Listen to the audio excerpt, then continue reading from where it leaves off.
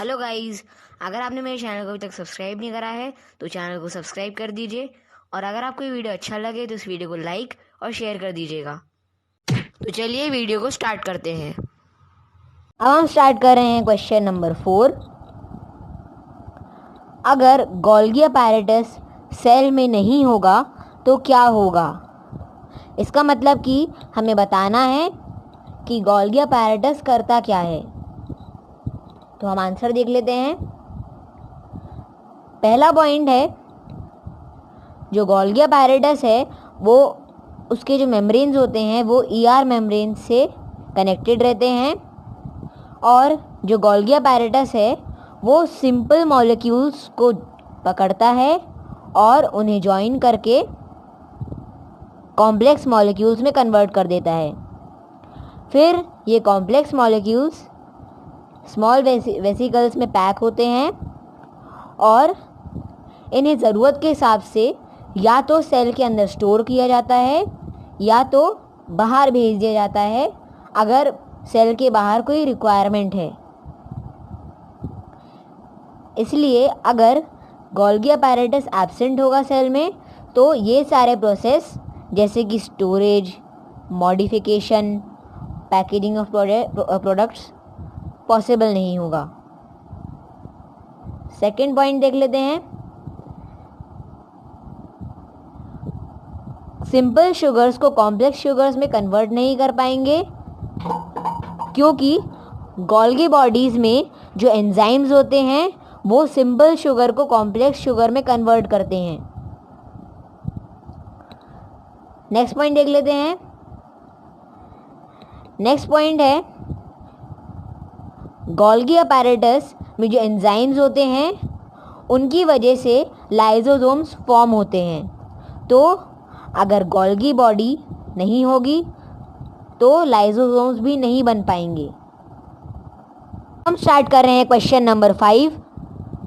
Question है कि कौन सा ऑर्गेनल को हम power house of the cell बोलते हैं और क्यों बोलते हैं। आंसर देख लेते हैं। माइटोकॉन्ड्रिया को हम power house of the cell बोलते हैं क्योंकि ये सेल के लिए एनर्जी बनाते हैं और एनर्जी बनाने के प्रोसेस को हम सेलुलर रेस्पिरेशन कहते हैं। सेलुलर रेस्पिरेशन में जो केमिकल रिएक्शन इन्वॉल्व होते हैं वो माइटोकॉन्ड्रिया में ही होते हैं। लाइफ के लिए जो केमिकल एक्टिविटीज़ की ज़रूरत होती है उसके लिए माइटोकॉन्ड्रिया ही एनर्जी प्रोवाइड करते हैं जो कि एटीपी एडेनोसिन ट्राइफॉस्फेट मॉलिक्यूल्स के फॉर्म में होती है और इस रीज़न की वजह से हम माइटोकॉन्ड्रिया को power house of the cells बोलते हैं। तो हमारा सेकंड क्वेश्चन है, प्रोकैरियोटिक सेल और यूकैरियोटिक सेल में डिफरेंस बताना है। तो चलिए आंसर देख लेते हैं। जो ज़्यादातर प्रोकैरियोट्स होते हैं वो यूनिसेलुलर होते हैं जबकि ज़्यादातर यूकैरियोट्स मल्टीसेलुलर होते हैं। सेकेंड पॉइंट देखते हैं। जो प्रोकैरियोटिक सेल होते हैं उनका साइज जनरली स्मॉल होता है, 0.5 से 5 माइक्रोमीटर तक। यूकैरियोटिक सेल का देख लेते हैं। यूकैरियोटिक सेल की जो साइज होती है वो जनरली लार्ज होती है, 50 से 100 माइक्रोमीटर तक। नेक्स्ट पॉइंट है, प्रोकैरियोटिक सेल में जो न्यूक्लियर रीजन होता है वो पुअरली डिफाइंड होता है क्योंकि उसमें न्यूक्लियर मेम्ब्रेन एब्सेंट होता है। यूकैरियोटिक सेल का देखते हैं। यूकैरियोटिक सेल में जो न्यूक्लियर रीजन होता है वो वेल डिफाइंड होता है और न्यूक्लियर मेम्ब्रेन से सराउंडेड होता है। अब हम फोर्थ पॉइंट देख लेते हैं। फोर्थ पॉइंट में लिखा है कि प्रोकैरियोटिक सेल सिंगल क्रोमोसोम रहता है उनमें और यूकैरियोटिक सेल में एक क्रोमोसोम से ज़्यादा क्रोमोसोम्स होते हैं। नेक्स्ट पॉइंट देख लेते हैं। प्रोकैरियोटिक सेल में न्यूक्लियस एब्सेंट होता है और यूकैरियोट्स में प्रेजेंट होता है। नेक्स्ट पॉइंट है प्रोकैरियोटिक सेल्स में जो मेम्ब्रेन बाउंड सेल ऑर्गेनल्स होते हैं जैसे कि plastids, mitochondria, endoplasmic reticulum, Golgi apparatus etcetera चीज़ें एब्सेंट होती हैं, जबकि यूकैरियोटिक सेल में mitochondria, plastids, endoplasmic reticulum, Golgi apparatus, lysosomes etcetera चीज़ें प्रेजेंट होती हैं। अब नेक्स्ट पॉइंट है प्रोकैरियोट्स में सेल डिवीजन बाइनरी फिजन से होता है, जबकि यूकैरियोट्स में माइटोसिस से सेल डिवीजन होता है। अब नेक्स्ट पॉइंट देख लेते हैं। नेक्स्ट पॉइंट में जो प्रोकैरियोटिक सेल होते हैं वो बैक्टीरिया और ब्लू ग्रीन एल्गे में फाउंड होते हैं, जबकि यूकैरियोटिक सेल फंगाई, प्लांट्स और एनिमल सेल्स में मिलते हैं। स्टार्ट कर रहे हैं क्वेश्चन नंबर 6।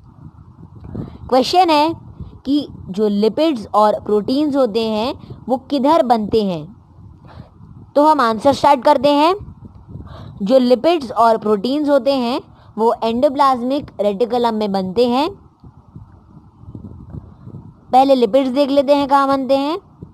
जो लिपिड्स होते हैं वो SER स्मूथ एंडोप्लाज्मिक रेटिकुलम की हेल्प से मैन्युफैक्चर होते हैं, और जो प्रोटीन होते हैं प्रोटीन राइबोसोम में बनता है, और ribosome RER rough endoplasmic reticulum की सरफेस पर अटैच्ड होते हैं।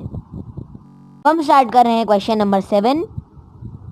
क्वेश्चन है कि अमीबा अपना फूड कैसे ऑब्टेन करता है। तो चलिए हम आंसर देख लेते हैं।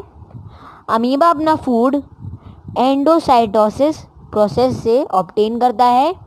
जैसे कि हमें पता है कि अमीबा का जो सेल मेम्ब्रेन है वो बहुत फ्लेक्सिबल है, जिससे वो अपने फूड पार्टिकल्स को इनगल्फ कर लेता है अपने सूडोपोडिया की हेल्प से। और जैसे पता है हमें कि सूडोपोडिया फॉल्स लेग होता है। फिर उस फूड को डाइजेस्ट करने के लिए अमीबा डाइजेस्टिव एंजाइम्स सिक्रीट करता है उस इनगल्फ्ड पार्टिकल पर, ताकि वो जो पार्टिकल है वो डाइजेस्ट हो जाए। स्टार्ट कर रहे हैं question number 8। What is osmosis. Osmosis होता क्या है। हम आंसर देख लेते हैं। सेमी परमिएबल मेम्ब्रेन से जब वाटर मॉलिक्यूल हायर कॉन्सेंट्रेशन से लोअर कॉन्सेंट्रेशन तक मूव करते हैं तो उस प्रोसेस ऑफ मूवमेंट को हम ऑस्मोसिस कहते हैं।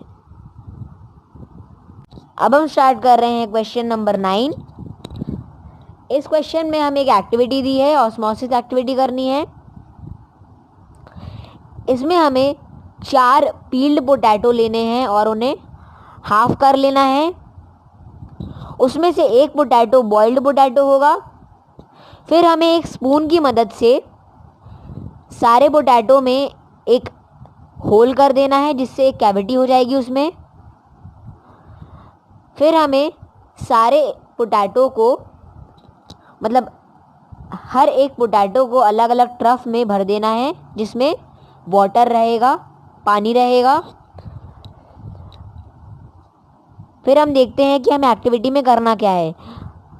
पहला जो कप ए है, पहले हमने क्या करा है कि जितने भी पोटैटो है हमें उनने नेम दे दिया है, जैसे कि कप ए, कप बी, कप सी और कप डी। तो जो कप ए है उसे हमें एम्प्टी रखना है, उसमें कुछ भरना नहीं है।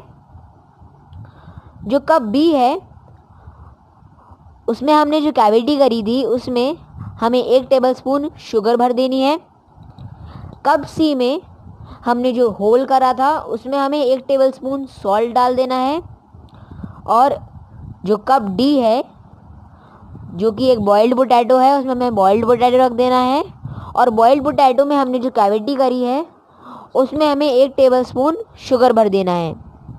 फिर हमें इन पोटैटो को 2 घंटे के लिए ऐसे ही छोड़ देना है और इन चारों पोटैटो को ऑब्जर्व करना है